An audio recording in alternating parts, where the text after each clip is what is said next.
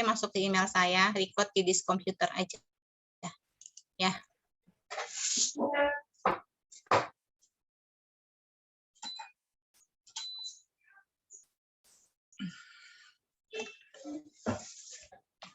Baik, kita mulai. Di sini sudah terlihatkah PPT dari saya?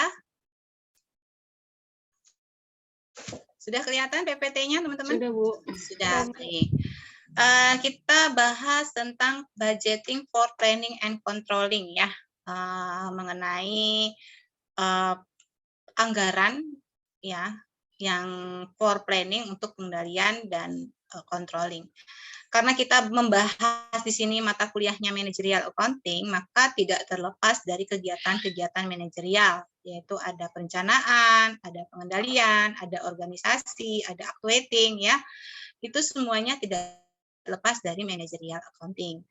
Nah, sebelum saya masuk bagaimana cara kita mengaplikasikan tentang anggaran yang ada dalam perusahaan dan bagaimana cara perhitungannya, sedikit saya akan memberikan teori ya terkait tentang planning dan controlling.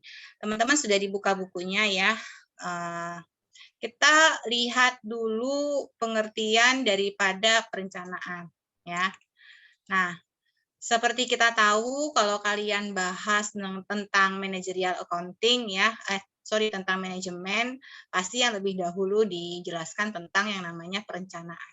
Manajemen itu tidak lepas dari yang namanya perencanaan atau planning. Apa itu planning? Planning itu adalah untuk melihat tindakan apa yang harus diambil untuk mewujudkan tujuan tertentu. Ya, tindakan apa yang harus diambil untuk mewujudkan tujuan tertentu di masa yang akan datang atau di masa depan.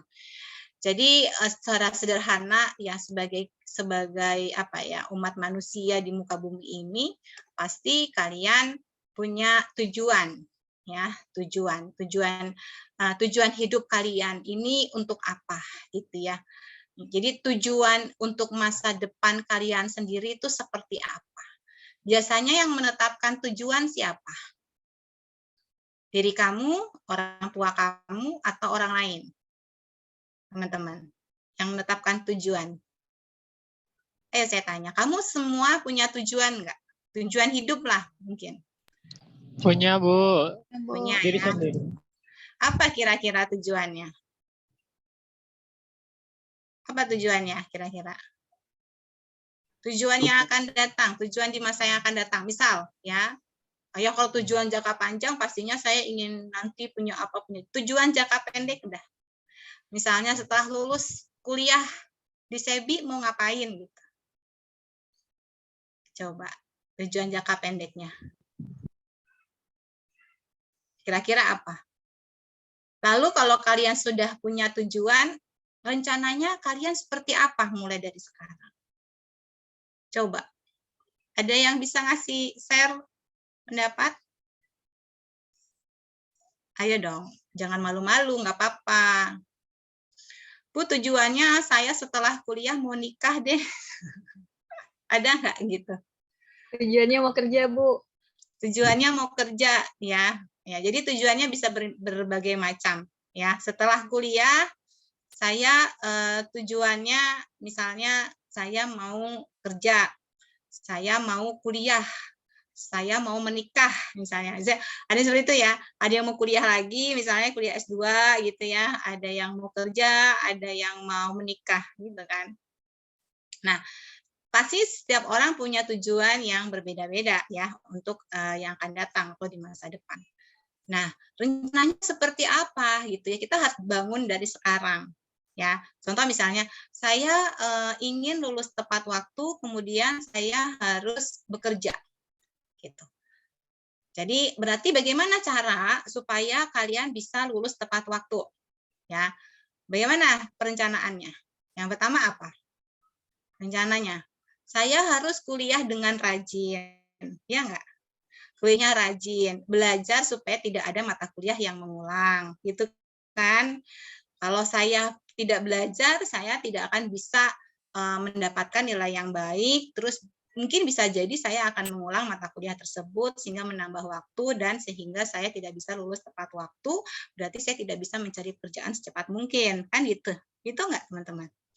Nah, itu adalah perencanaan-perencanaan yang harus kamu lakukan mulai dari sekarang ya, karena kalian tujuannya tadi ingin lulus tepat waktu dan bisa langsung bekerja. Ya, selain itu apa? Cari link. Misalnya gimana? Saya nanti di semester 6 mau magang gitu ya. Atau di semester 7 magang misalnya. Supaya saya bisa kenal dunia kerja, kemudian saya bisa dapat relasi sehingga saya dapat informasi mengenai tempat atau lowongan pekerjaan. Itu juga salah satu dari rencana. Ya, rencana kita. Paham teman-teman? Itu yang kita sebut sebagai apa? Planning. Nah, di perusahaan planning dilakukan tentu saja karena perusahaan itu memiliki tujuan. Tujuan perusahaan apa? Tujuan perusahaan itu adalah ingin pastinya yang pertama meningkatkan kinerjanya dengan meningkatkan laba misalnya ya, laba atau keuntungan. Nah, ketika dia mendapatkan keuntungan yang besar, dia bisa memperluas usahanya, dia bisa memperlebar bisnisnya. Dia bisa menjadi perusahaan big gitu ya, corporation terbesar di dunia misalnya. Nah, itu tujuan-tujuan yang dilakukan oleh perusahaan. Nah, dari tujuan tersebut, maka perusahaan tersebut harus melakukan perencanaan-perencanaan. Oke? Nah, itu perencanaan. Nah, selanjutnya ya, ada yang disebut sebagai controlling atau pengendalian. Nah, pengendalian itu adalah menentukan apa yang sebenarnya terjadi dan membandingkan dengan hasil yang sebelumnya yang sudah direncanakan. Jadi kalau kita sudah punya rencana, terus ternyata realisasinya tidak sesuai dengan yang direncanakan, berarti kan itu terjadi apa? Gap gitu ya, atau variansi kita sebut, selisih ya, karena tidak sesuai dengan apa yang direncanakan. Nah, itu harus dilakukan apa? Biasanya perusahaan melakukan evaluasi untuk menentukan tindakan korektif apa yang harus dia lakukan. Begitu, teman-teman. Nah, kalian bisa lihat di halaman 422. Ya, di halaman berapa? 422. Lihat di gambarnya, di flowchart ya, tentang perencanaan dan pengendalian. Dan kemudian nanti dibandingkan antara perencanaan dan pengendalian tersebut.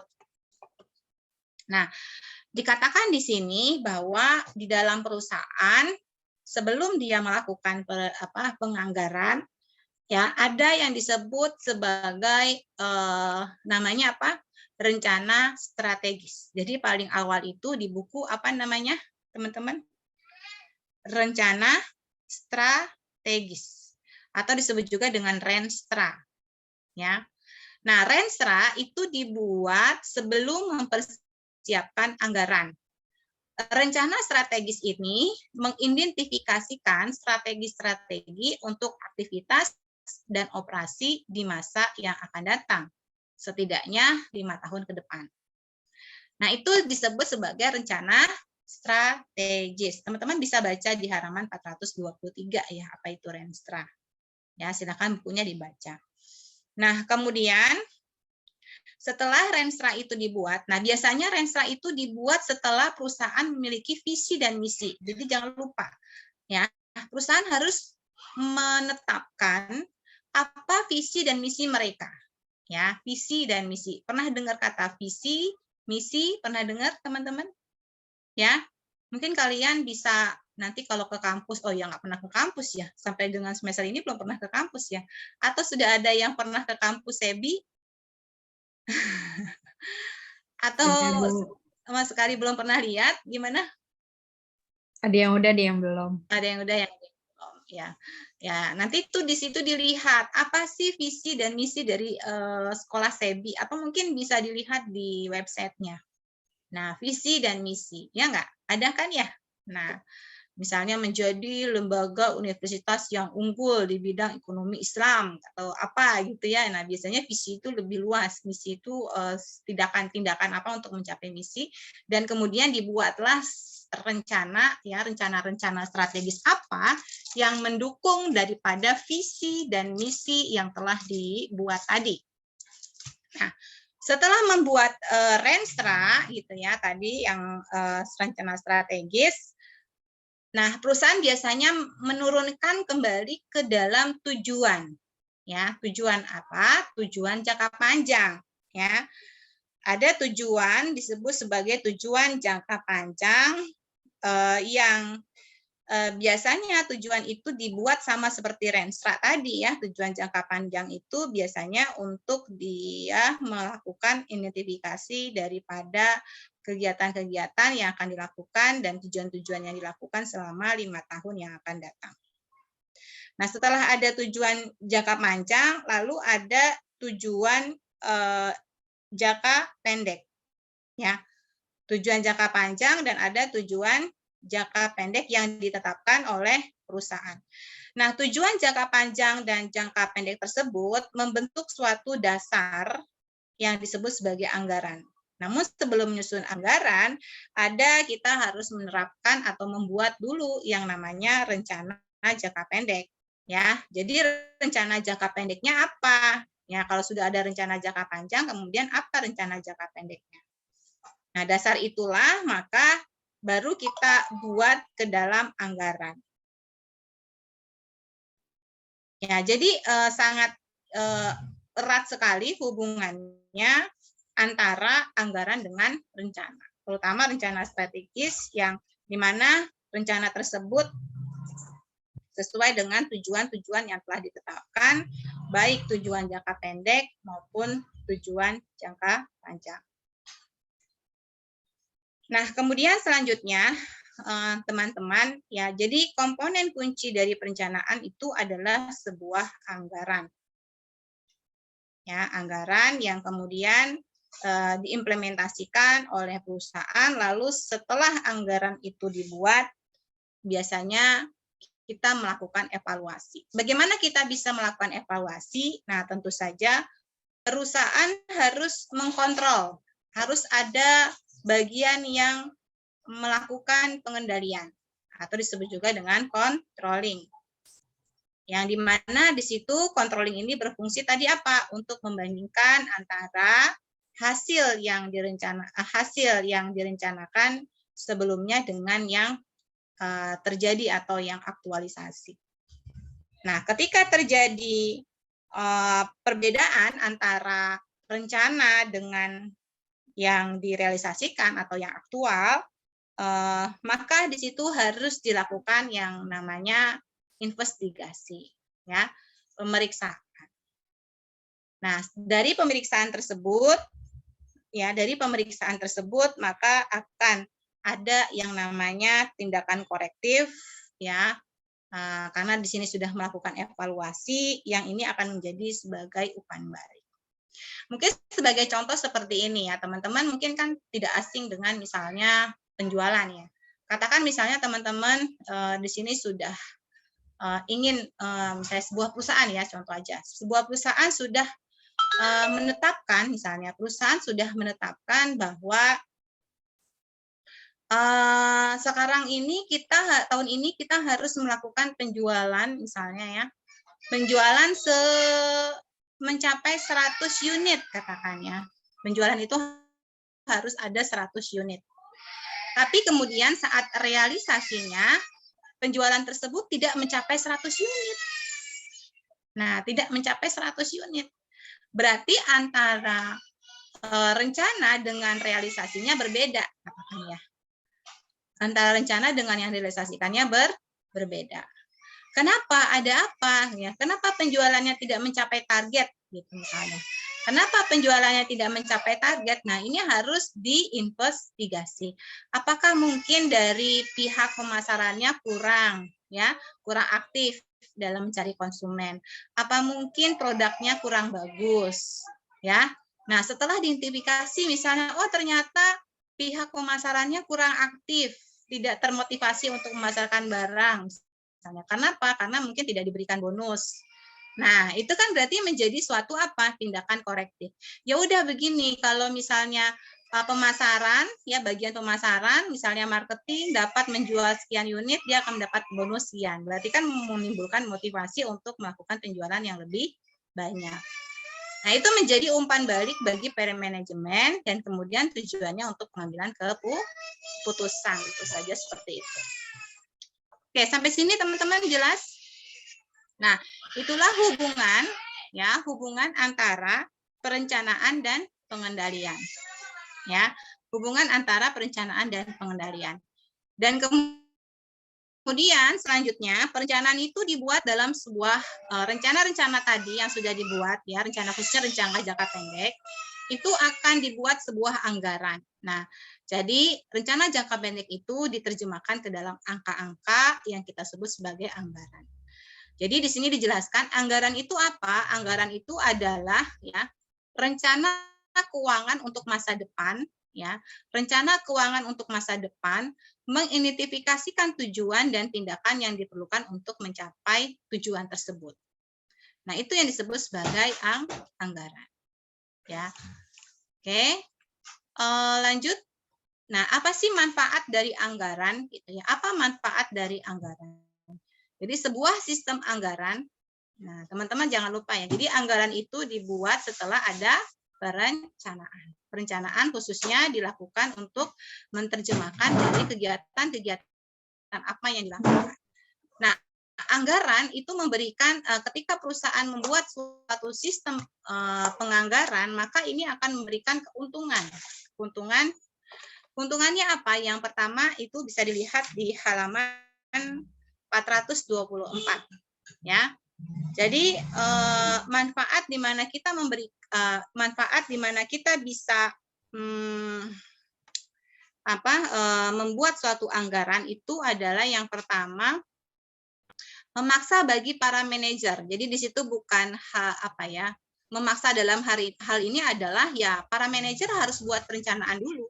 Ketika dia sudah membuat perencanaan, maka dia bisa membuat anggaran. Kalau nggak ada perencanaan, nggak bisa buat anggaran. Paham nggak kira-kira? Ya, jadi harus buat apa? Perencanaan dulu, baru bisa buat anggaran. Karena anggaran itu dibuat setelah ada perencanaan. Nah, kemudian menyediakan informasi yang dapat digunakan untuk meningkatkan pengambilan keputusan. Kok bisa?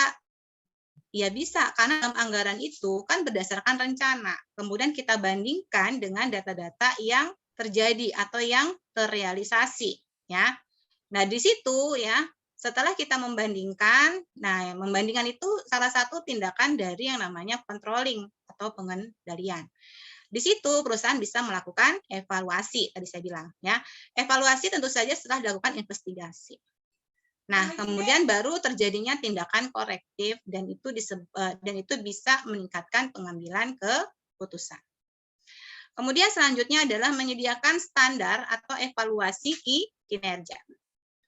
Ya, dan selanjutnya meningkatkan komunikasi dan koordinasi antar departemen.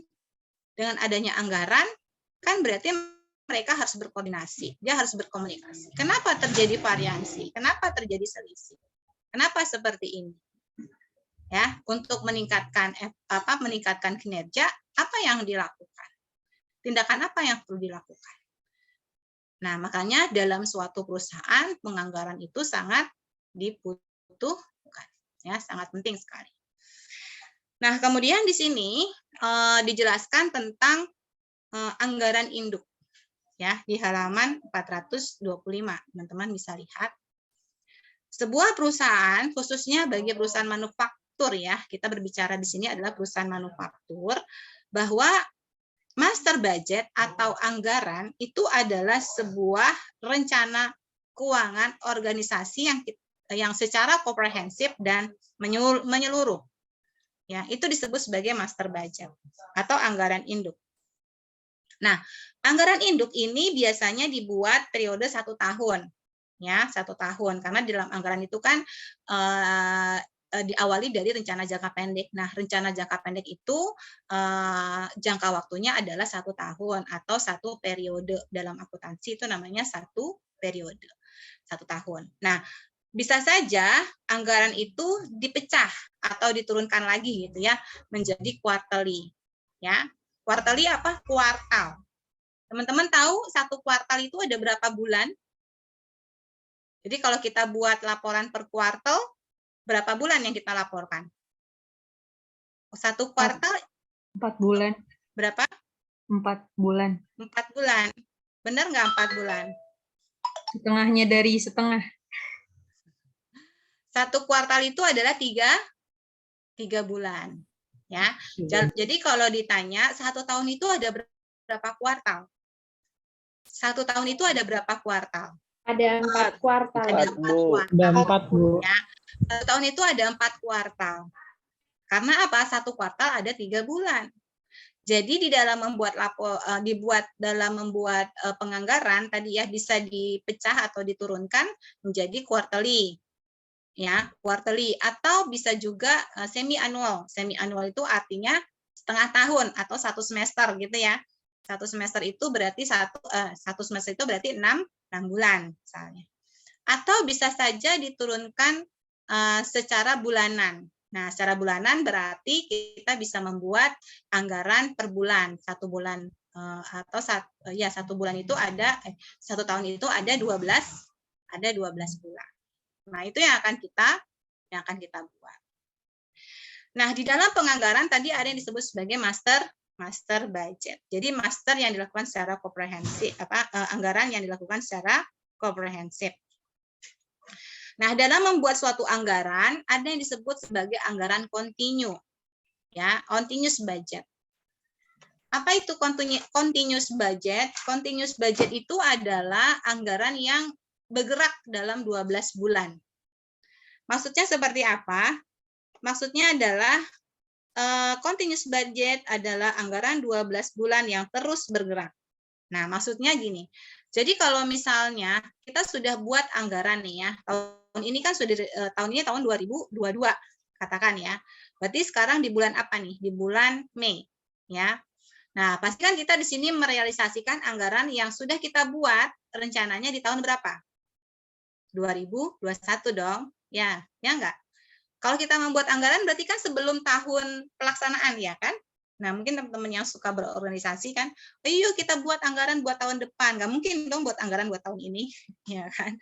Yuk kita buat program kerja untuk tahun depan. Nggak mungkin dong, karena program tahun ini sudah ada. Jadi makanya ketika perusahaan membuat suatu anggaran, biasanya dia buat penganggaran secara bergerak, secara kontinu. Walaupun misalnya bulan ini, tahun 2022 ini belum selesai, ya. Nah, perusahaan sudah memikirkan penganggaran untuk tahun 2023. Ya enggak? Jadi tahun 2023 itu sudah dipikirkan mau ada apa nih, program kerjanya apa, berapa anggarannya.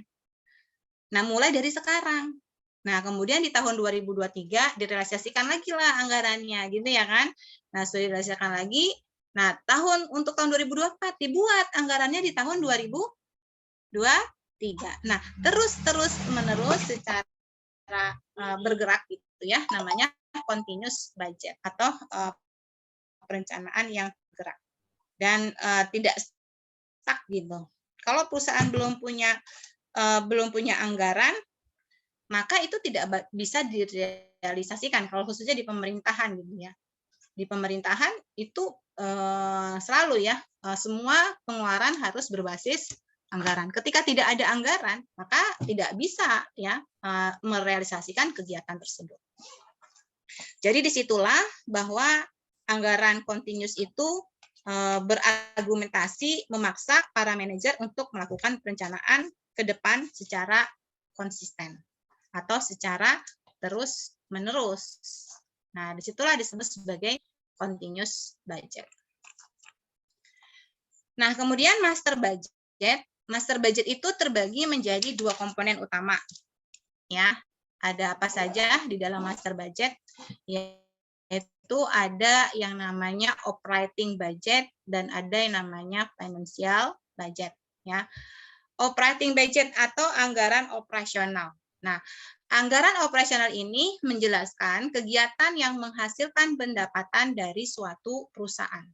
Ya, jadi dia bagaimana bisa mendapatkan pendapatan dan apa yang perlu disiapkan anggarannya, dan itu dibuat dalam kegiatan yang kita sebut sebagai operating budget. Kemudian yang kedua adalah financial budget. Financial budget itu adalah ya kita membuat suatu arus kas masuk dan arus kas keluar ya secara detail di dalam anggaran tersebut ya. Jadi master budget itu terbagi menjadi dua komponen utama, yaitu ada operating budget dan ada financial budget. Nah, di pertemuan bab 8 ini saya tidak membahas secara keseluruhan dua komponen dari master budget ini ya, karena waktu kita terbatas. Jadi saya membuat bab 8 ini ke dalam 2 pertemuan. Makanya di situ di Google Classroom itu ada tulisan part 1 ya, bagian 1. Nanti bagian 2-nya akan saya jelaskan setelah UTS nanti. Paham? Jadi di sini baru part 1-nya ya. Oke, kita masuk ke operating budget. Nah, operating budget ya, jadi di sini apa saja yang dilakukan dalam operating budget in the process gitu kan. Tahapannya seperti apa? Nah, tahapannya yang pertama adalah ketika kita membuat operating budget, perusahaan harus membuat yang namanya sales budget atau anggaran penjualan. Ini urutan ya. Jadi ini adalah urutan, nggak bisa sembarangan. Saya pengen bikin overhead budgetnya dulu deh, atau saya ingin bikin selling and administration budgetnya, nggak bisa. Jadi ini semuanya harus berurutan, ya, berurutan. Oke. Jadi yang pertama perusahaan buat sales budget dulu, ya. Kemudian ada anggaran produksi, ya, production budget. Lalu ada anggaran pemberian bahan baku langsung, direct material budget. Ada direct labor budget, overhead budget, selling administration budget, ending and finished good inventory budget, dan cost of goods sold budget. Ini ada di halaman berapa, teman-teman? Bisa dilihat. Halaman 426. Ketemu nggak? Ada yang pegang buku kan tadi? Halaman berapa? Dibuka dong halamannya. Ya, 426, Bu. Ya, jadi tahapannya apa saja dalam operating budget? Yaitu ada sales budget, ada production budget, ada direct material budget, direct material purchase budget, ya, dan seterusnya. Nah, ini akan kita bahas secara keseluruhan di bab 8. Cuman untuk pertemuan hari ini kita fokus pada 3 ini dulu, ya. Kita fokus pada 3 anggaran operasional, yaitu adalah di mana kita membuat anggaran penjualan sebagai dasar dalam perhitungan penjualan, ya. Ini sales budget ini sangat menentukan. Karena kalau sales budget yang kita buat tidak sesuai atau tidak baik, maka seterusnya juga akan berhubungan gitu ya, bermasalah. Maka sales budget inilah yang menentukan. Nah, kita akan fokus pada sales budget, terus production budget, dan direct material purchase budget. 3 ini. Oke. Nah, operating budget tadi ada 8. Kemudian yang termasuk ke dalam anggaran finansial, ya, anggaran finansial itu ada berapa, teman-teman? Mungkin bisa dilihat anggaran finansial itu nanti yang dibahas ada 3, ya, ada 3, yaitu apa? Cash budget, ya, anggaran kas, terus ada anggaran neraca, dan ada anggaran for capital expenditure. Anggaran untuk belanja modal. Nah, ini juga karena keterbatasan waktu nanti ya, kita ini juga tidak akan bahas, jadi kita bahas pada cash budget saja, ya. Jadi tidak semua kita bahas, karena nanti waktunya tidak akan mencukupi, dan juga khawatir kalian tidak bisa untuk menguasai secara keseluruhan. Tapi setidaknya secara teori kalian tahu bahwa yang namanya master budget itu ada 2 komponen utama, adalah ada operating budget, ada financial budget. Operating budget itu ada 8 ya, dan itu sesuai dengan proses atau tahapan dalam membuatnya. Financial budget juga sama ya, dan itu jumlahnya ada 3. Oke, sampai situ dulu teorinya. Ada yang mau ditanyakan? Teman-teman? Tentang perencanaan, pengendalian, dan penganggaran. Jadi ketiga variabel tadi, baik anggaran, perencanaan, dan pengendalian, itu semuanya saling apa? Saling berhubungan. Ya. Karena kalau perusahaan tidak membuat perencanaan, ya, dan tidak ada pengendalian, apakah kita bisa mengevaluasi, kan gitu ya, evaluasi dari sebuah anggaran. Kalau nggak ada perencanaan, apakah kita bisa buat anggaran, kan gitu ya. Karena anggaran itu dibuat setelah ada perencanaan. Controlling atau pengendalian dibuat untuk membandingkan antara yang direncanakan dengan yang direalisasikan. Ketika tidak ada perencanaan, ya tidak bisa juga kita membuat evaluasi. Jadi anggaran dalam hal ini ya berkaitan dengan perencanaan dan juga berkaitan dengan pengendalian, cukup penting bagi sebuah organisasi khususnya untuk meningkatkan pengambilan keputusan. Ya. Ada yang mau ditanyakan? Atau sudah cukup teman-teman untuk teorinya? Bu, Ana izin bertanya, Bu. Ya, silakan. Bismillah. Terkait untuk tadi, Bu, yang continuous budget, kan di sana ada ketika program ada, akan tetapi nggak ada anggaran ya, Bu. Keuangannya nggak ada. Nah, pilihannya untuk merealisasikan program tersebut, apakah yang lebih baiknya gitu ya, Bu, maksud itu baiknya, apakah kita menunda program tersebut sampai uangnya ada atau kita berhutang, Bu, untuk melaksanakan program tersebut? Ya, ya baik. Jadi di sini untuk merealisasikan suatu penganggaran itu, ya kan biasanya ada anggaran pemasukan, ya ada anggaran pengeluaran, ya teman-teman ya. Nah, ketika anggaran pemasukan, jadi penerimaan uangnya ternyata sedikit, ya. Nah, ternyata sedikit. Kemudian anggaran pengeluarannya ternyata lebih besar. Nah, sehingga perusahaan tidak bisa berjalan dong kayak gitu. Gimana caranya? Nggak ada uangnya, kan seperti itu ya. Nah, kira-kira kalau anggaran itu kan kita biasanya ada, nanti kita buat anggaran kas ya. Anggaran kas itu maksudnya kita memproyeksikan kira-kira kita dapat uangnya berapa lama sih? Berapa lama lagi sih kita mendapatkan uang tersebut? Maka kita harus bisa memproyeksikan. Proyeksi anggaran uang masuk, proyeksi anggaran uang keluar. Nah, itu nanti di anggaran kas ya, kalau dalam perusahaan. Nah, biasanya seperti itu, Paras. Jadi kalau misalnya nggak punya uang, ya dari mana dia melaksanakan ke programnya? Ya, biasanya ketika uangnya tidak ada, ya programnya ditunda. Ya nggak? Sampai uangnya ada. Tapi dia punya proyeksi kapan uang itu ada, dan disitulah nanti dia akan merealisasikan dari anggaran tersebut. Kalau hutang, saya rasa ya tergantung kebijakan perusahaan. Kalau hutang itu nanti akan menambah apa? Beban. Ya, beban apa?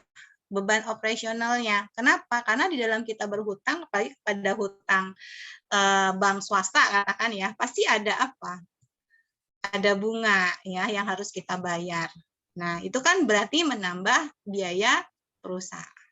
Makanya cukup anggaran itu sangat penting untuk memproyeksikan berapa uang masuk, uang keluar, ya kan nanti ada anggaran finansial ya yang kita lakukan sehingga perusahaan bisa berjalan dengan baik kegiatan operasionalnya. Maka dibuatlah proyeksi nanti. Gitu, Paras. Baik, Bu. Syukran, Bu.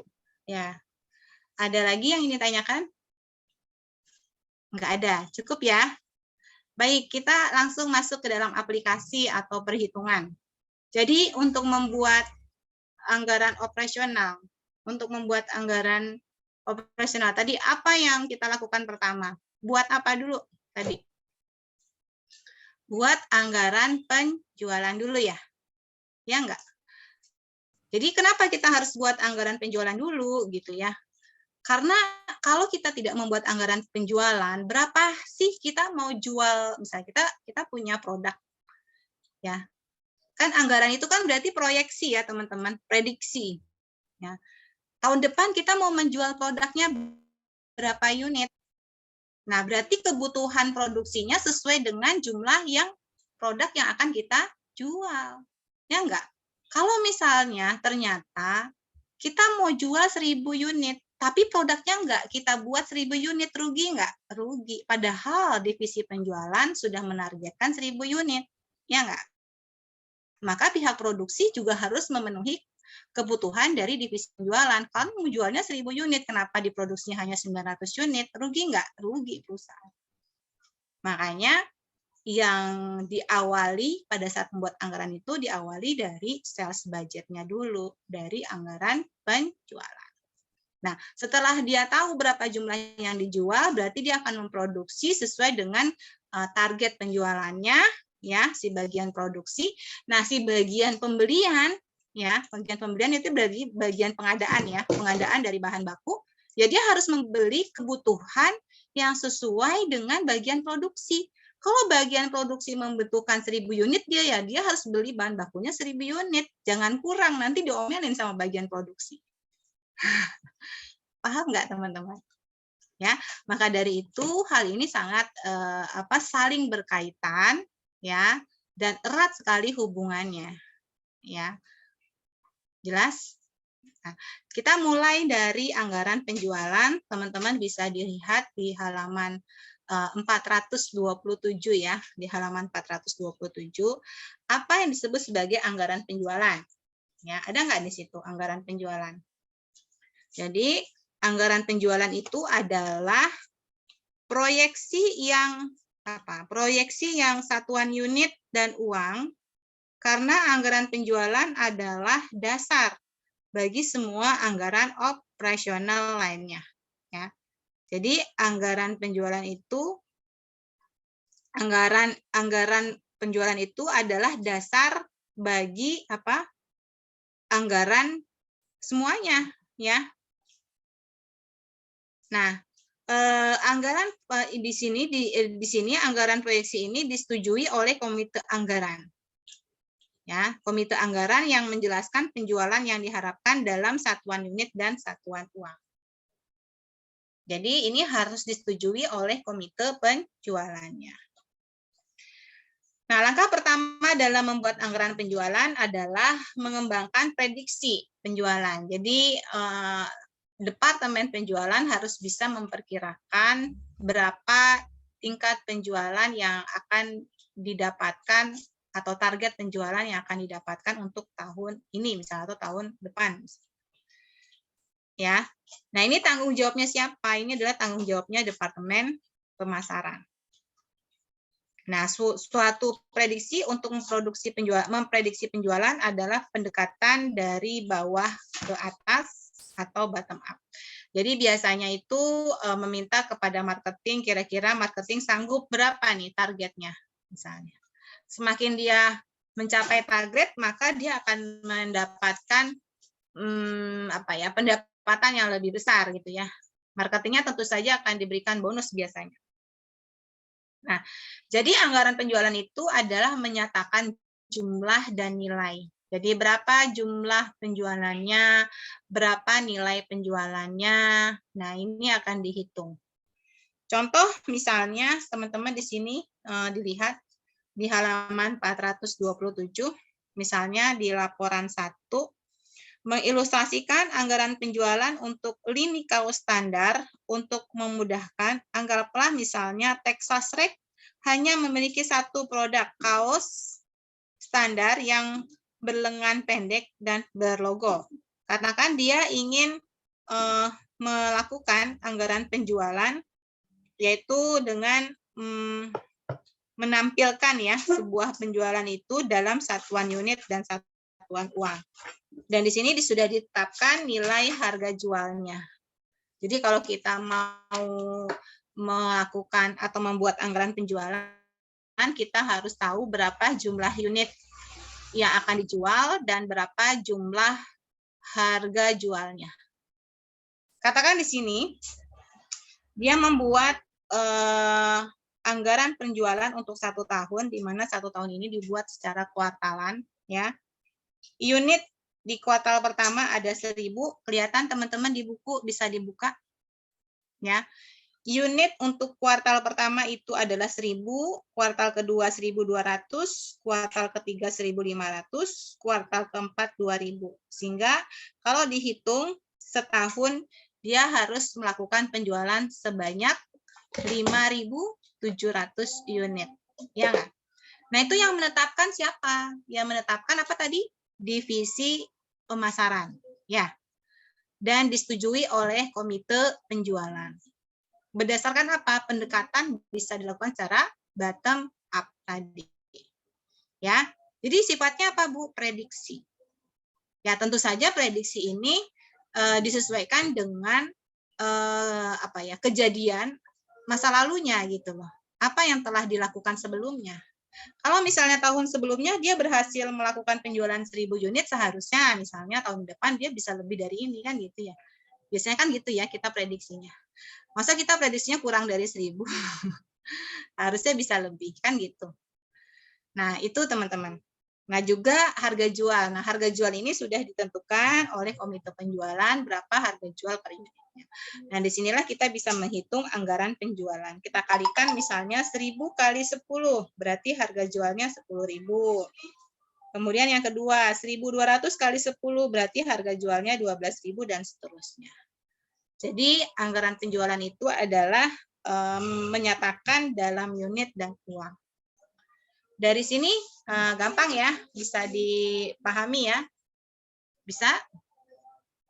Bisa kita lanjutkan? Bisa, Bu. Nah, baik ya. Ada yang mau ditanyakan?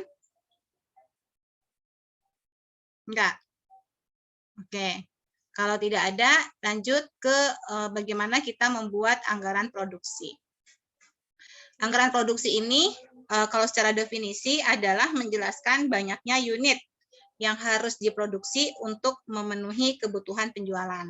Ya, jadi kita harus membuat anggaran, ya, anggaran produksi ini sesuai dengan berapa jumlah unit yang akan dijual. Ya, informasinya ada pada anggaran penjualan. Ya, makanya harus buat itu dulu. Nah, kemudian di sini dijelaskan, ya. Nah, jika tidak terdapat persediaan awal dan persediaan akhir yang akan diproduksi, ini akan sama dengan unit yang dijual. Hal ini akan menjadi kasus untuk perusahaan JIT. Jadi kalau perusahaan JIT atau just in time, ya, itu dia tidak memiliki persediaan awal dan persediaan akhir. Kenapa? Karena just in time itu sistem just in time itu memproduksi sesuai dengan jumlah permintaannya saja, sehingga dia tidak ada persediaan awal dan persediaan akhir. Nah, kalau perusahaan biasanya ada yang tidak menggunakan just in time ya, maksud saya, biasanya dia ada persediaan awal dan persediaan akhir. Sehingga rumusnya, teman-teman bisa dilihat rumusnya apa untuk membuat anggaran produksi, yaitu adalah unit yang akan diproduksi ya sama dengan perkiraan penjualan unit, jadi dasarnya dari informasi yang ada di dalam anggaran penjualan, kemudian ditambah dengan unit dalam persediaan akhir, dikurangi dengan unit dalam persediaan awal. Nah, ini rumusnya yang teman-teman harus perhatikan. Contoh ya, tadi kita buat anggaran apa tadi? Produksi. Katakan Texas Rex tadi, dia memproduksi apa? Kaos dengan ada logo di belakangnya. Jadi kaos lengan pendek, terus kemudian ada logo. Nah, berarti kita harus menghitung berapa jumlah kebutuhan produksinya. Jika perusahaan ini memiliki kebijakan, yang pertama adalah persediaan akhir, itu kebijakannya bisa dilihat. Kebijakannya adalah pada saat dia menentukan persediaan akhir, ya, itu di bawahnya ya. Kebijakannya adalah dia menentukan bahwa persediaan akhir itu 20%, ya, mensyaratkan 20% penjualan kuartal berikutnya yang harus tersedia di dalam persediaan akhir. Dan persediaan awal itu memuat untuk kuartal pertama tahun berjalan. Nah, itu kalian harus pahami, itu di garis bawahi.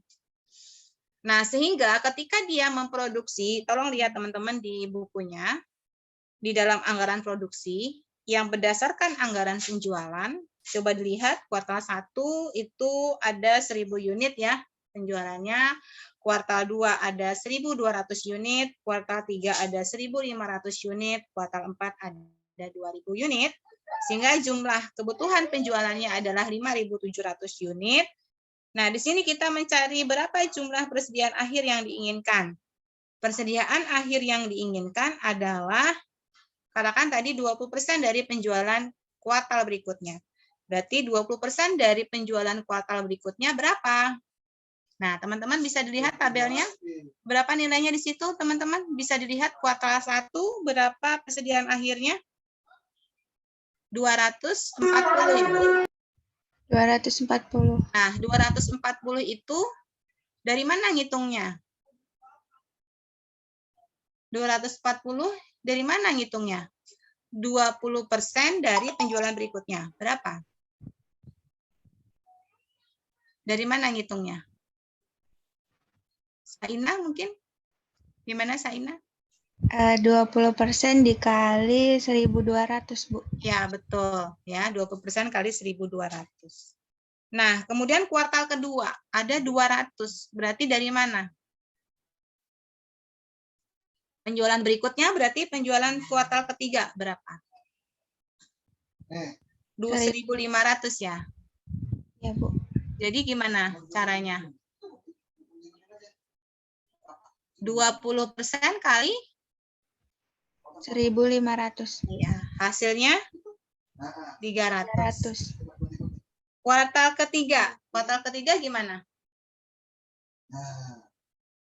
Kuartal ketiga berarti 300, berapa kuartal ketiga penjualannya? Kuartal keempat berarti ya? 2.000, Bu. 2.000 kali 20%. Berarti kuartal ketiga mendapatkan persediaan akhirnya adalah 400. Nah, kuartal keempat persediaan akhirnya kita lihat jumlah penjualan yang terjadi di kuartal pertama tahun 2009 atau tahun selanjutnya. Itu ada tanda bintang di bawahnya. Bisa dilihat. Berapa nilainya? 1.000 ya. Nah, 1.000 kita kalikan dengan 20%. Ya nggak? Ketemu ya? Nah, kemudian kalau untuk tahun, di situ ada kolom tahun. Tahun itu kan berarti berapa jumlah persediaan akhir yang kita sajikan untuk tahun 2008, yaitu berarti persediaan akhir yang di kuartal keempat yang kita taruh. Oke, setelah kita mengetahui persediaan akhirnya, kemudian penjualan ditambah dengan persediaan akhir, kita kurangi dengan persediaan awalnya. Persediaan awalnya itu adalah berapa, teman-teman? Dikatakan kebijakan dalam persediaan awal itu di sini dia sudah menetapkan di tahun berjalan ada 180. Ya, nah 180 itulah kita taruh di persediaan awal ya. Jadi 180 itu dari soal. Nah, kemudian kita kurangi. Nah, setelah itu mendapatkan unit yang diproduksi. Unit yang diproduksinya berarti 1060. Nah, kalau untuk persediaan awal di bulan kedua, katakan di bulan kedua, di kuartal kedua, itu nilainya berapa? 240 ya. Dari mana 240? Jadi, persediaan awal di kuartal kedua itu merupakan persediaan akhir di kuartal pertama. Sekali lagi, persediaan awal kuartal kedua adalah persediaan akhir kuartal pertama. Lihat, kuartal pertama, persediaan akhirnya berapa? 240. Nah, itulah yang kita jadikan sebagai persediaan awal kuartal kedua. Oke. Nah, yang di kuartal ketiga sebesar berapa? 300. Dari mana itu 300? Dari persediaan akhir kuartal kedua. Iya, betul sekali. Dan seterusnya. Nah, yang di tahun itu ditulis 180. Kenapa ditulis 180? 180 itu dari mana sih? Dari informasi yang disampaikan oleh perusahaan bahwa perusahaan tersebut memiliki persediaan awalnya 180 ya kan? Nah, itu kan tahun itu berarti seluruhnya gitu ya. Ya harus yang kita taruh yang awal. Jangan yang kuartal pertama. Itu salah. Jadi yang ditaruh yang mana? Yang awal. Yang awal itu yang kuartal 1. Nah, itu ya teman-teman cara kita membuat anggaran produksi. Ada yang mau ditanyakan? Untuk anggaran produksi? Tidak ada. Ya, baik. Cukup? Atau mau ditanyakan?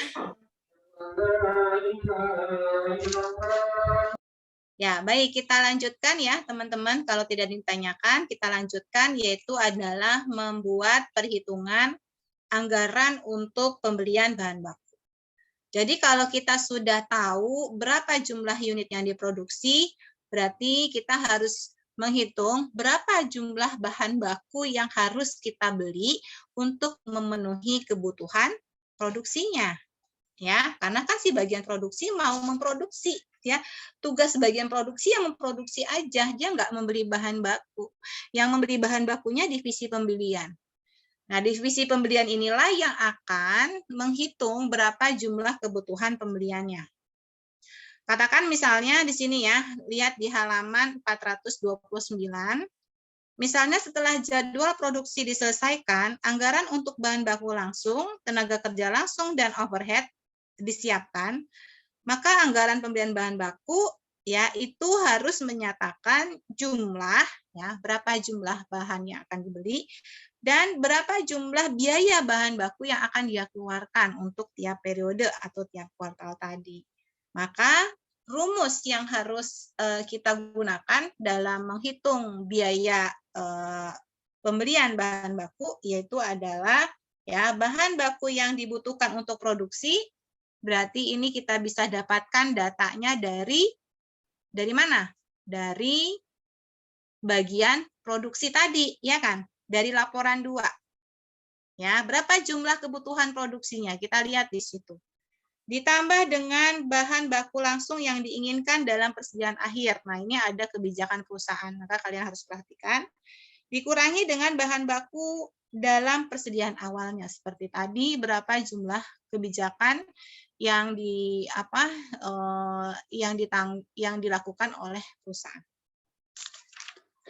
Baik, selanjutnya ya, kita akan lihat di sini contoh anggaran pembelian bahan baku langsung dan nah di sini di Texas Rex tadi ya, Texas Rex tadi kalian bisa baca dulu soalnya ya di halaman 429 di anggaran pembelian bahan baku, di situ ada di paragraf ke berapa ya? Kedua.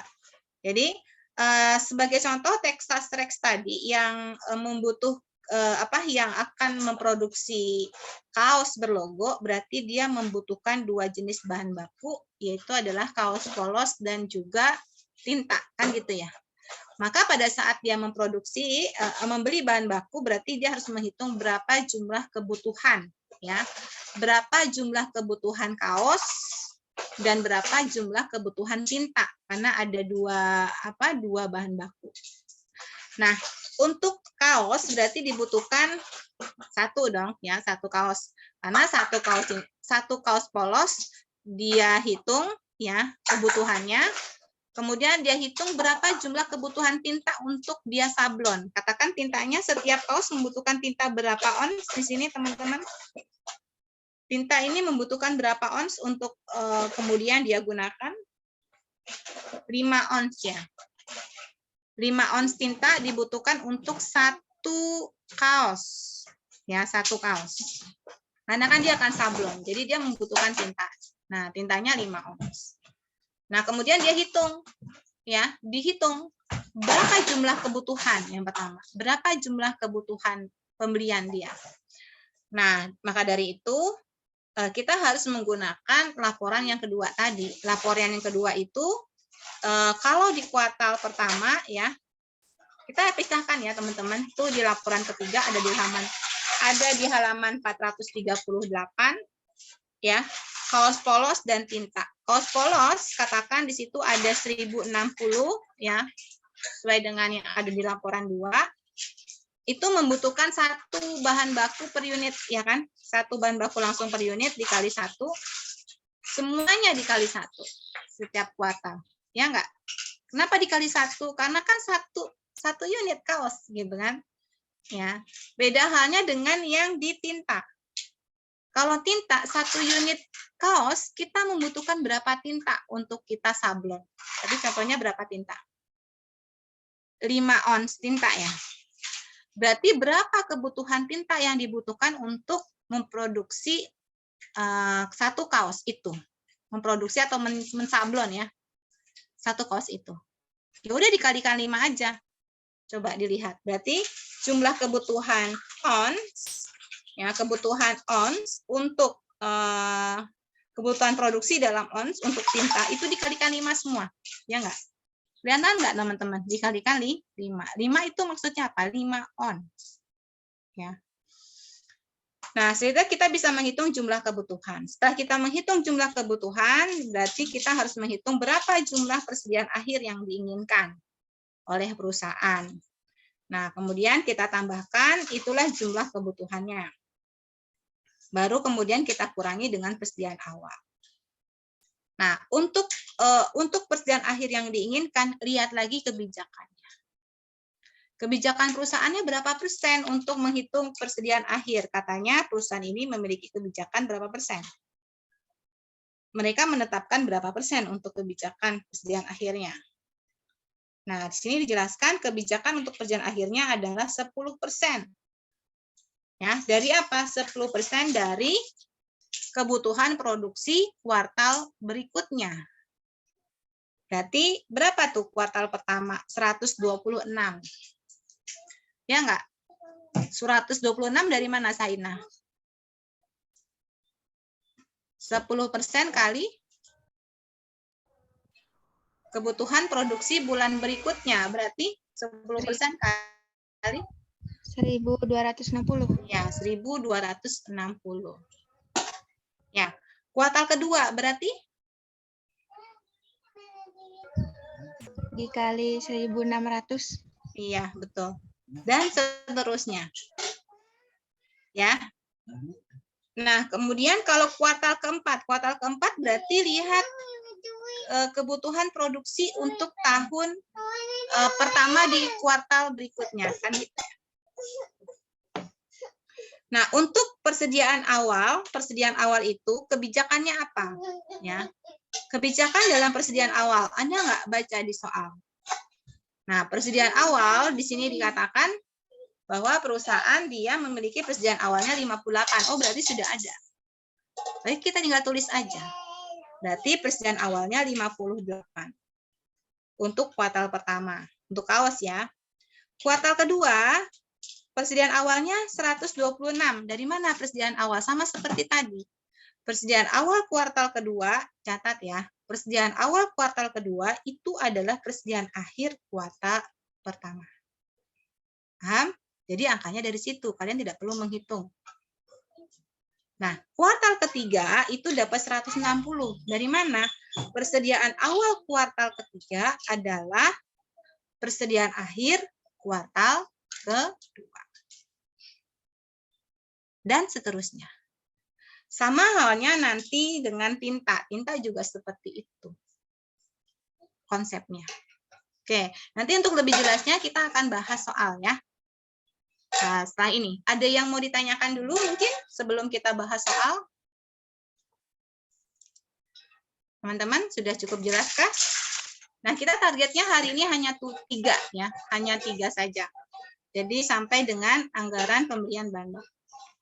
Ada yang mau ditanyakan? Boleh silahkan teman-teman yang belum jelas sebelum saya bahas soal untuk hari ini. Dan jangan lupa hari ini teman-teman ada tugas, dan tugasnya itu sudah saya upload di Google Classroom.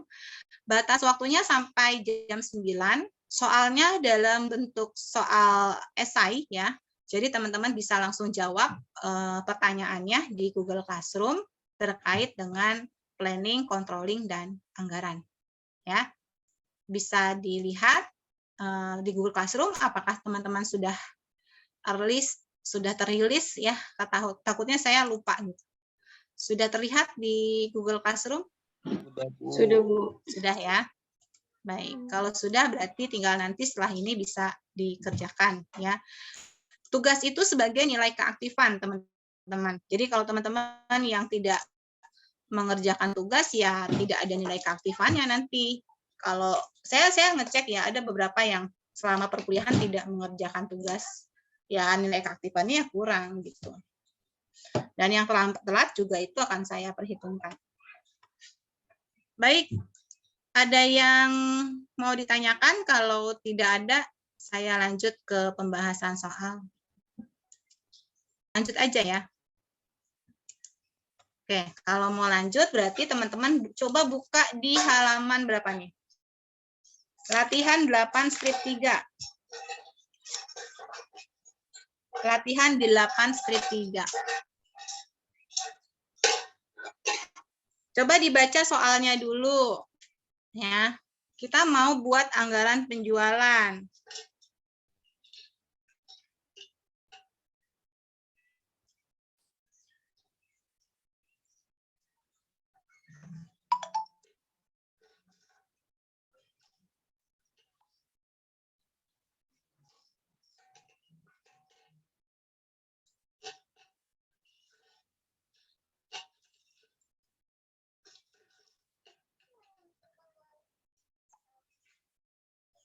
Sudah dibaca?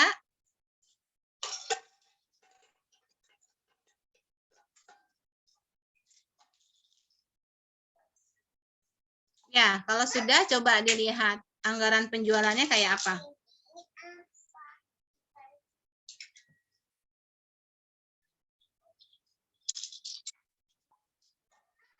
Itu yang maaf Bu, itu tadi halaman berapa? 8 strip 3 soalnya di sini kayak beda. Halaman 461. Oh, 61. Ya. oke. Nah, coba dilihat. Di sini perusahaan Fresh and Clean, dia punya 2 produk namanya Mint dan Lemon. Dan kita sudah ada data penjualan untuk Mint dan Lemon, gitu ya. Nah, penjualan itu adalah anggaran penjualan itu adalah menyatakan unit dan menyatakan harga jual. Ya udah tinggal kita buat aja karena yang disuruhnya anggaran penjualan per kuartal, berarti kita buat aja quarterly ya. Quarterly itu di sini ada 4 kuartal, 1 2 3 4 ya. Untuk 1 tahun ada 4 kuartal, kita hitung jumlah unitnya sesuai dengan ada di soal, kemudian kita kalikan dengan harga jualnya untuk Mint. Ya, untuk Mint harga jualnya 3. Untuk unit yang di sini kuartal 1, 2, 3, 4, 5, 1, 2, 3, 4 ini ada di soal. Nah, total kamu tinggal totalkan saja jumlahnya terus dikalikan 3. Sampai sini jelas? Untuk Mint juga sama, untuk Lemon. Lemon ini ada di soal untuk jumlah unitnya ya. Kemudian untuk Lemon dikalikan harga jual Lemon itu adalah 3,50 ya kan? Nah, untuk harga ya, teman-teman jangan terjebak karena di sini ada kata total, jadi nanti dijumlahin gitu ya, jangan. Ya. Yang kita jumlahkan hanya bagian jumlah unit saja, tapi kalau harga jual kan tetap. Ya, harga jualnya tetap. Ini harga jualnya tetap, jangan dijumlah. Nah, ini jadi kalau penjualan itu kan menyatakan harga jual, menyatakan unit dan harga jualnya. Nah, terus kalau ditanya berapa total penjualan, ya total penjualan untuk perusahaan Fresh and Clean dalam 1 tahun gitu ya, ini bisa dihitung 3.012.000. Kalau total penjualan untuk kuartal pertama berapa, bisa kita hitung, di sini kita tinggal jumlahkan saja ya. Ya, 240 tambah 360. Terus ini juga kita tinggal jumlahkan. Sampai sini ada pertanyaan? Tidak ada? Bisa kita lanjut? Bisa semuanya? Bisa, Bu. Oh, bisa, Bu. Insya Allah bisa. Kemudian kita lanjut ke yang 8/5. Silakan dibaca soalnya.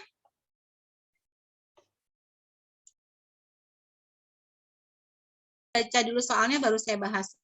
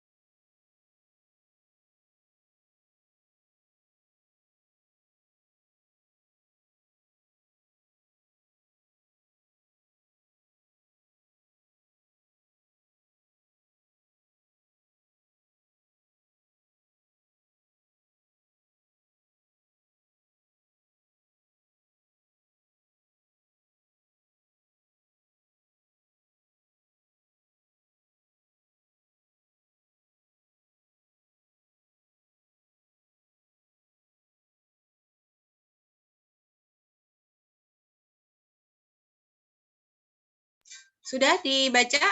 Sudah tahu jawabannya dari mana? Ya. Jadi perusahaan siapa nih? Perusahaan Pekado ya. Pekado ya, ini nama perusahaannya salah. Mungkin kalian bisa di ini.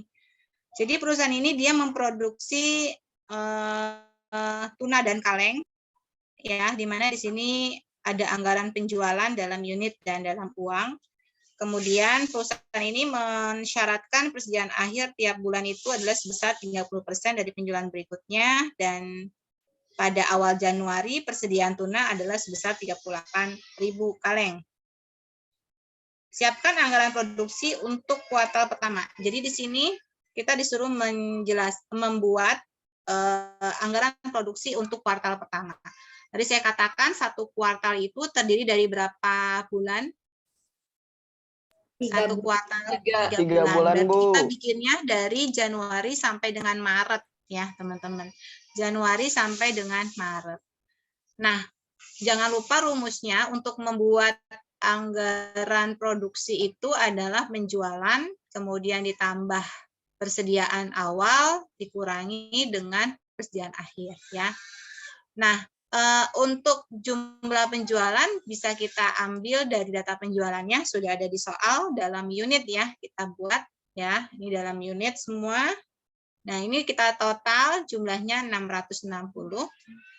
Untuk persediaan akhirnya itu adalah sebanyak berapa persen tadi kebijakannya? 35%.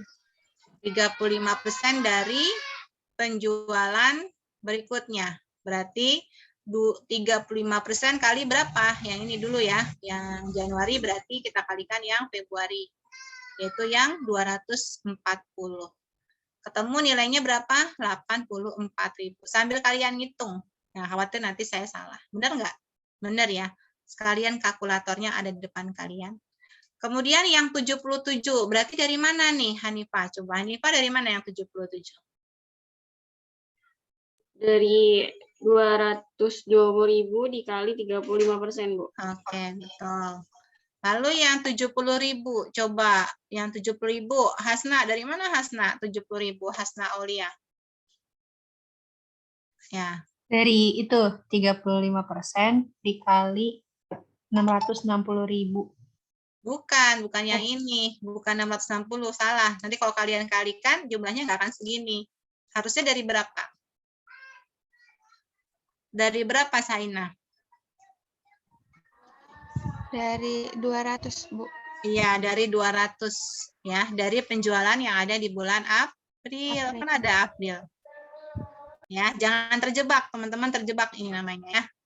Nah, jadi udah ketahuan ya berapa persediaan akhirnya. Nah, ini kan total. Saya bilang total ini maksudnya total dari jumlah penjualan yang kita sudah gabungkan untuk first quarter, untuk satu kuartal itu adalah 660. Ya, dari mana? Ya ini ditambahin. Nah, kalau untuk persediaan akhir, teman-teman harus taruh sisi total. Di sisi total ini adalah jumlah persediaan akhir di bulan terakhir. Di bulan terakhir, ya tolong dikasih catatan. Berapa di bulan terakhir? 70.000.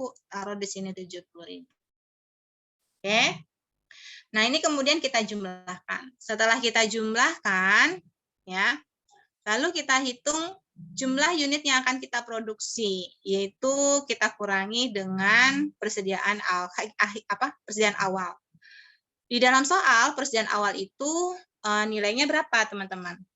Persediaan awal nilainya adalah 38.000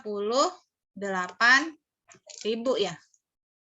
Iya. Ya udah ditulis aja di situ 38.000 untuk di bulan Januari. Ya enggak? Kemudian di bulan Februari berarti berapa persediaan awalnya? Coba persediaan awal Februari bagaimana cara menentukannya? Coba tadi saya sudah jelaskan. Gimana Riza? Persediaan awal Januari itu ngambilnya di persediaan akhir. Persediaan awal Januari, Bu. Persediaan awal bulan Februari. Persediaan awal bulan Februari ngambilnya di persediaan akhir bulan Januari. Iya, ini ada tanda panah ya. Dari sini. Nah, tanda panahnya kelihatan nggak? Kelihatan kan? Dan ini juga sudah saya share di Google Classroom. Nah, di bulan Maret juga sama. Di bulan Maret berarti dari mana? Dari yang persediaan akhir bulan Februari. Nah, yang di total ini maksudnya yang mana nih? Kita taruh yang di Januari. Berarti kita taruh yang persediaan awalnya kita taruh yang di bulan Januari. Oke.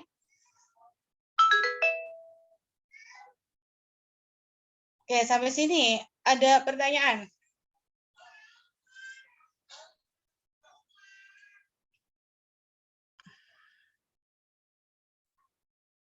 Nggak ada?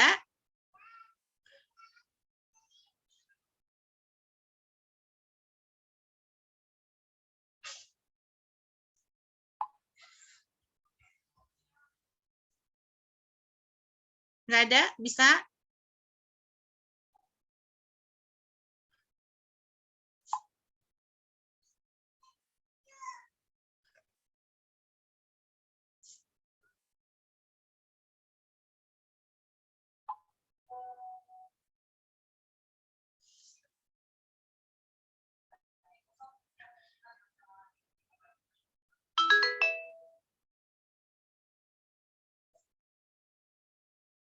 Ya, bisa semua? Bisa ya? Insya Allah bisa, Bu. Oke. Baik, selanjutnya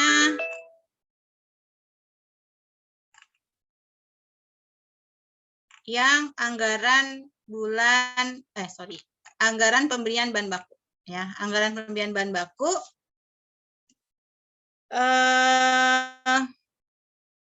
bentar ya. Tolong dibaca dulu soalnya.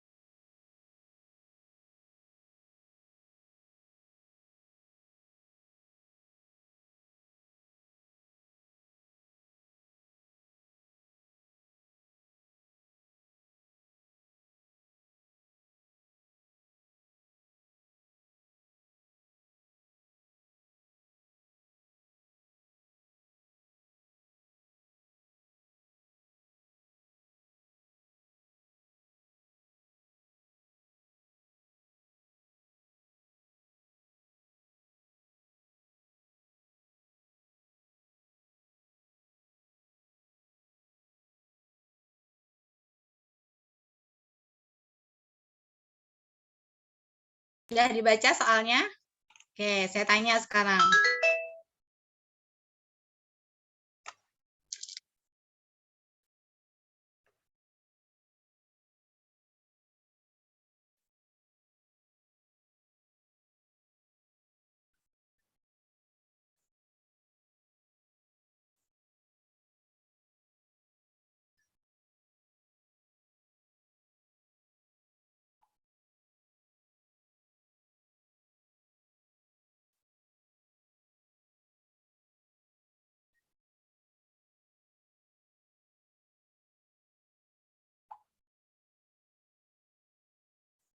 Ya, baik. Jadi gimana teman-teman?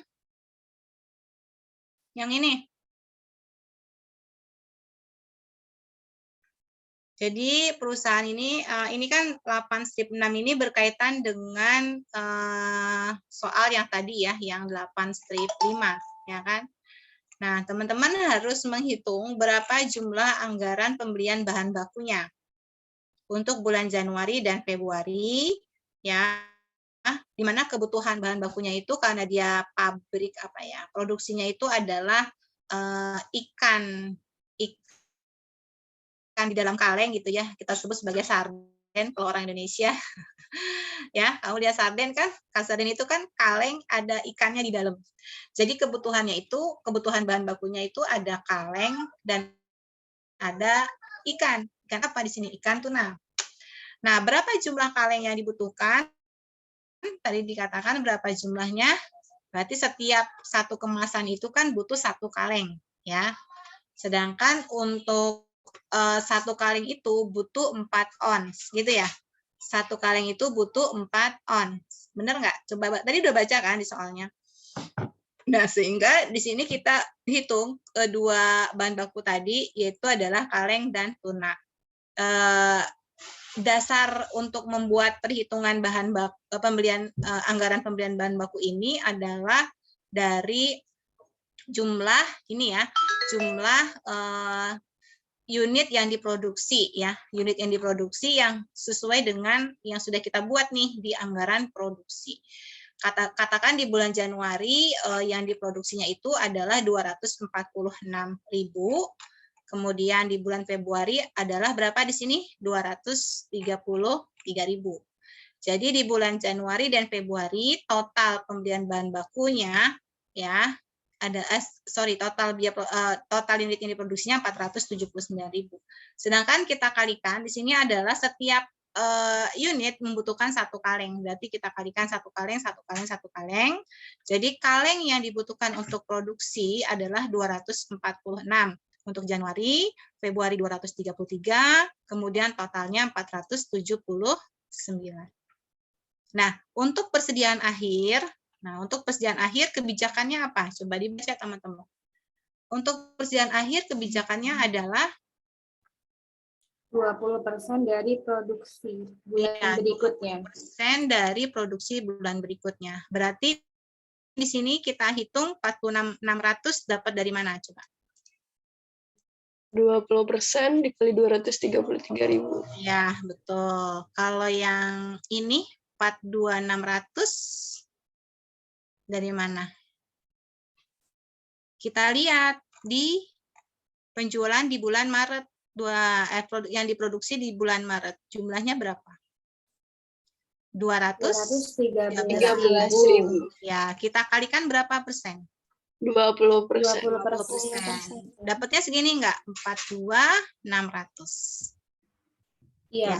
Ya, jadi 42.600 ini adalah persediaan akhir di bulan Februari. Nah, untuk pembelian bahan baku di Januari dan Februari, maka jumlah totalnya itu yang kita tulis di total ini adalah jumlah persediaan yang akhir ya, yang akhir di bulan Februari, yaitu yang 42.600. Nah, untuk kebijakan dalam persediaan awal, nah ini ditambah ya, sudah ketemu ya, ini total needs ini ditambah, terus nanti dikurangi persediaan akhir. Nah, persediaan awal. Nah, untuk menentukan berapa jumlah persediaan awal, di soal itu tidak disebutkan angkanya, ya enggak?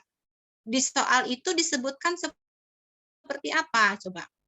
Di soal itu disebutkan bahwa dalam persediaan awal nih, ini ya, kata-kata terakhir itu, kebijakan ini dipenuhi pada 1 Januari. Maksudnya adalah bahwa persediaan awalnya itu dihitung dari jumlah kebutuhan yang di bulan Januari. Jadi yang 49.200 ini didapatkan dari mana? Yaitu dari 20% kali 246. Coba, benar nggak jumlahnya? Coba dibantu. 246 ini kali 20%.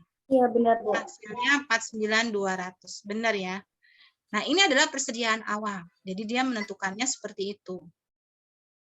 Baru kemudian selanjutnya ya, setelah dihitung 49.200 ini ya. Kemudian selanjutnya untuk menentukan berapa jumlah persediaan akhir ya. Untuk menentukan berapa jumlah persediaan awal di bulan Februari, ini yang 46.500, ini adalah persediaan awal di bulan Januari. Ya enggak? Tinggal turunin ke bawah gitu kan? Ya. Nah, terus kemudian yang ini dari mana? Yang ini dari persediaan awal Januari. Oke, sampai sini yang kaleng. Kalau untuk yang tuna gimana? Yang tuna sama ya, teman-teman. Yang tuna karena kebutuhannya 4 ons, berarti jumlah ons yang dibutuhkan untuk produksi tinggal dikalikan 4, dan ini ada jumlah kebutuhan ons. Nah, untuk mencari persediaan akhir, ya, berarti gimana caranya? 186.400 dapat dari mana? 20% kali 932, gitu ya? Benar nggak hasilnya? Coba. 20% kali 932, hasilnya 186.400 enggak? Coba, ayo dihitung. Ya, Bu. Iya. Kalau yang 170.400 dapat dari mana nih? Dari persediaan akhir di bulan Februari, Bu. Hah? Bukan persediaan akhir, ini kan cari persediaan. Ini yang mencari persediaan akhirnya. Yang kita kalikan berapa persen? 20%. Ya kan? 20% dari kebutuhan produksi berikutnya. Di bulan Maret, berapa kebutuhan produksinya? Coba lihat atas. Ada kan? 213. Ya enggak? Ya, Terus Bu. ini harus dikali apa? Jangan dikali 1. Kalau tadi kan dikali 1 ya hasilnya. Kalau ini dikali berapa? Kali 40. Ya, coba 213 kali 4 itu hasilnya berapa? Kali 20%. Hasilnya seperti ini enggak? Iya, 170.400. Iya. Ya, Bu. Oke, ya 170.400. Nah, untuk Februari di sini kita taruh di total 170.400. Oke, sampai sini jelas nggak? Nah, terus untuk jumlah persediaan awal ini kan seperti tadi cara perhitungannya. Coba dari mana? Ada yang tahu? Dari 20% dikali 984.000. Iya, betul sekali. Ya, dapatnya 196.800. Nah, yang ini ya, untuk persediaan awal di bulan Februari baru kita turunkan. Itu adalah persediaan akhir bulan Januari. Oke, sampai sini kira-kira jelas?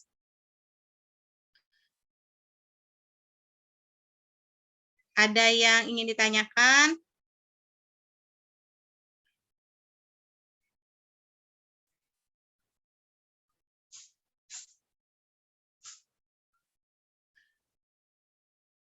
Ada yang mau ditanyakan? Kalau tidak ada berarti hari ini kita selesai ya. Hari ini kita selesai. Ada yang mau ditanyakan? Atau ada yang ingin didiskusikan untuk materi kita hari ini? Jadi minggu depan itu UTS. ya. Siap-siap UTS-nya itu kalian jamnya sama sesuai dengan jam kuliah, dan soalnya itu soal kasus dan soal esai ya. Waktunya kalau tidak salah saya buat 100 menit.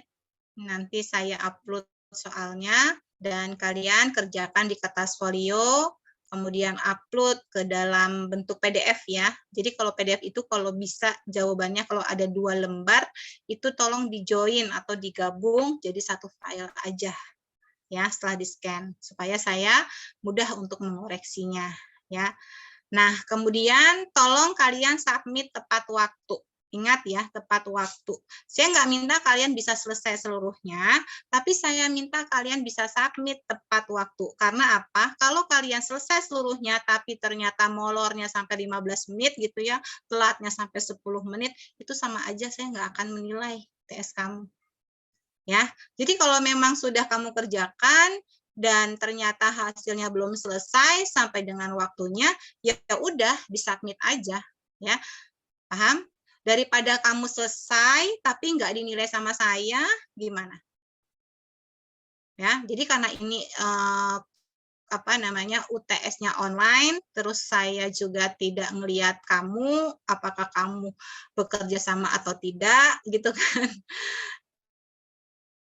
Kalau ngelihat buku boleh gitu ya, tapi ngelihat buku pun kalau kalian nggak paham bagaimana cara perhitungannya, ya sama aja kan ya teman-teman. Makanya teman-teman harus pelajari mulai hari ini, kumpulkan bahan-bahan kuliah yang kemarin, bagaimana cara perhitungannya, coba dipelajari lagi ya, supaya kalian bisa menjawab pertanyaan-pertanyaan dari saya. Dan itu bisa selesai dengan tepat waktu tentu saja. Ya. Oke, itu untuk UTS. Ujangan untuk UTS minggu depan. Ya. Gimana? Ada yang mau ditanyakan? Tidak? Bu, berarti harinya tetap Sabtu depan ya, Bu? Ya, hari Sabtu sesuai dengan jadwal kuliah. Kalau tidak salah edarannya seperti itu untuk UTS. Ya, edarannya seperti itu, hari Sabtu sesuai dengan jadwal kuliah. Ya, ada yang mau ditanyakan? Ya, jadi untuk UTS kalian hanya di Google Classroom saja ya, teman-teman mengerjakannya. Jadi tidak join ke Zoom. Ya, dan itu ada batas waktu. Ingat, tidak boleh telat. Karena telat tidak akan dinilai. Saya tidak mengharap harus selesai semua, tapi itu adalah, saya harap kamu bisa menyelesaikan tepat waktu. Maka dari itu, supaya bisa selesai seperti apa, belajar dari sekarang, supaya bisa submit tepat waktu. Oke? Ya, itu ingat yang saya ingatkan untuk minggu depan. Oke, ada yang mau ditanyakan? Di SEBI ada prediksi sih, rencana ya, rencana untuk kuliah offline nggak setelah Lebaran ini atau setelah UTS ini? Belum ada informasi untuk kuliah offline, belum ada ya? Belum ada, Bu. Jadi masih online ya? Oke, kalau masih online mah nggak apa-apa ya. Saya juga pengennya online gitu ya, tapi ujiannya pengennya offline saya. Tapi kalau di UIN nih ya, insya Allah sih udah offline ya, sudah ada offline, tapi semester depan insya Allah itu online, offline semua katanya. Semester depan ya, tapi kalau semester ini. Oke, ada yang mau ditanyakan? Kalau tidak ada saya tutup. Tidak ada? Oke, tidak ada. Cukup jelas hari ini? Cukup jelas ya? Oke, tolong tugasnya dikerjakan. Ya, terima kasih Saina. Terima kasih Riza, semua yang memperhatikan saya hari ini, yang sudah mau on kamera. Jadi saya manggilin itu tadi yang masih on ya, yang off itu saya nggak berani manggil, khawatir nanti dipanggil orangnya nggak ada gitu. Terima kasih banyak ya atas perhatiannya dan kerjasamanya untuk perkuliahan hari ini. Selamat mengikuti UTS. Ujangan saya mohon untuk diingat-ingat gitu ya, diingat-ingat supaya bisa menyelesaikan UTS dengan tepat waktu. Terima kasih banyak. Marilah kita akhiri perkuliahan hari ini dengan mengucapkan hamdalah. Alhamdulillahirabbil alamin. Wabillahi taufik wal hidayah. Wassalamualaikum warahmatullahi wabarakatuh. Waalaikumsalam warahmatullahi wabarakatuh. Terima kasih banyak, Bu. Makasih Bu, banyak. jadi ya. tidak perlu mengirim ini absen di WhatsApp grup. Nggak usah, udah saya panggilin satu-satu tadi. Ya, untuk screenshotnya udah ya. Sudah dikirim ini ke grup. Oke, makasih ya. Kita end ya.